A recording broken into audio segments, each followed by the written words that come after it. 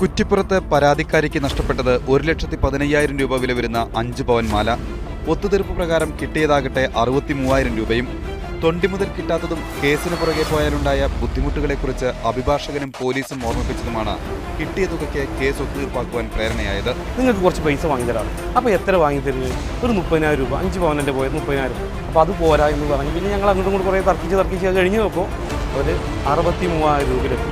ഇക്കാര്യത്തിൽ ഞങ്ങൾ വിദഗ്ധരുടെ പ്രതികരണം തേടി. ജോലിയുടെ ഭാഗമാണ് എന്ന് പറയുമ്പോഴും ധാർമ്മികമായി തെറ്റായ കാര്യം തന്നെയല്ലേ ഇത്തരം കാര്യങ്ങളിൽ ഇടപെടുന്ന അഭിഭാഷകർ ചെയ്യുന്നത്? ഒരു കക്ഷികൾ നിങ്ങൾ തമ്മിൽ സംസാരിച്ച് കാര്യങ്ങൾ തീർക്കുക, ഞങ്ങൾക്ക് അതിന്റെ ഷെയറൊന്നും വേണ്ട എന്ന് പറയലാണ് രഘുവാശം ചെയ്യേണ്ടത്. പോലീസ് സ്റ്റേഷനിൽ ഇതേമാതിരി ഒരു കേസ് റിപ്പോർട്ട് ചെയ്ത് കഴിഞ്ഞാൽ അത് അവർക്ക് കോംപ്രമൈസ് ആക്കാനോ പഞ്ചായത്താക്കാനോ പൈസ വാങ്ങിച്ചു കൊടുക്കാനോ ഒന്നും യാതൊരു കാര്യമില്ല.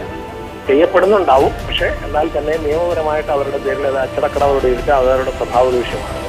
അപ്പൊ അവര് നിങ്ങൾ വക്കീലിനടുത്ത് പോയിട്ട് കോംപ്രമൈസ് ആക്കിക്കൊണ്ട് പറഞ്ഞു വിടാനും പാടില്ല, അതും അവരുടെ സ്വഭാവ ദൂഷ്യത്തിൽ തന്നെ പെടും. സംസ്ഥാനത്തുടനീളം ചെറുതും വലുതുമായ മോഷണത്തിന് നിയോഗിക്കപ്പെട്ട ഈ സംഘത്തിന്റെ പുറകിലാരാണ്? അഭിഭാഷകർക്ക് വൻ തുക പ്രതിഫലം നൽകുന്നതാരാണ്? ഇത്തരം കാര്യങ്ങളെക്കുറിച്ച് എല്ലാം അറിഞ്ഞിട്ടും പോലീസും കണ്ണടയ്ക്കുകയാണ്. News desk media 1.